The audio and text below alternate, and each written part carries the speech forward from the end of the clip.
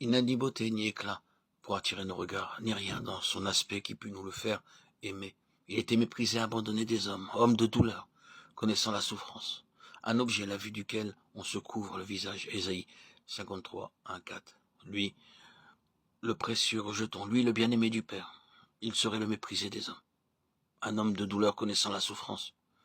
Les hommes se détourneraient de lui et l'abandonneraient, car la souffrance et la douleur éloignent. D'autre part, aux yeux de Dieu, cet acte d'amour et d'abaissement volontaire désignerait le Christ comme digne des honneurs suprêmes. Son serviteur juste serait exalté, haut, élevé, mais aux yeux des hommes, il serait un sujet d'étonnement, dont on se détournerait, tant son visage est défait, méconnaissable, tant son aspect diffère de celui des autres hommes. Ésaïe 53, 13, 14. Ah, combien ne dut-il pas être défait le visage du saint et du juste durant les heures d'agonie. L'agonie en Gethsémane, l'agonie du supplice, combien douloureux, le visage ensanglanté sous la couronne d'épines, combien affaissé et brisé, le corps déchiré par les lanières armées de pointes de fouet romains. Voyez le poteau noirci, maculé du sang des condamnés. Meurtriers ou rebelles, voyez les bourreaux autour de la victime que Pilate vient de leur livrer. Ils arrachent les vêtements, ils lient les mains, ils poussent le condamné vers le poteau d'infamie et l'y attachent si étroitement qu'il ne peut faire un mouvement. Voyez, les lanières déchirèrent les épaules. Le sang coula. Bientôt, le dos n'est plus qu'une immense plaie. Et l'horrible supplice dure un long quart d'heure. Un manteau de pourpre est alors jeté sur le corps lacéré.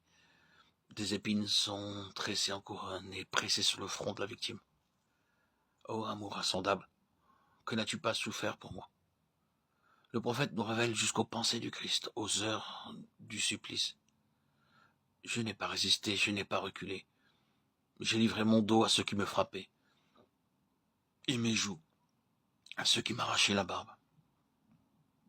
Je n'ai pas dérobé mon visage aux outrages ou aux crachats. Le Seigneur l'Éternel viendra à mon aide. Aussi me suis-je fait un visage dur comme le roc. Ésaïe 50, 5, 7.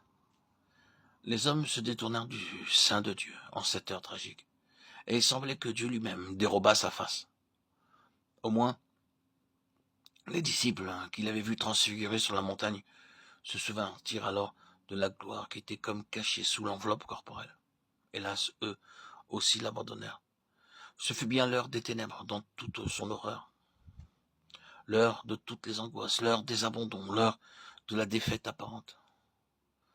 En même temps qu'il annonce de façon saisissante l'homme de douleur, le prophète Isaïe nous donne l'échelle des valeurs au double point de vue divin et humain. L'humanité en général représentée par les contemporains du Christ se détourna de lui. Mais Dieu l'élève, Dieu l'exalte. Et le jour vient où toutes les créatures, dans les cieux et sur la terre, se prosterneront devant lui.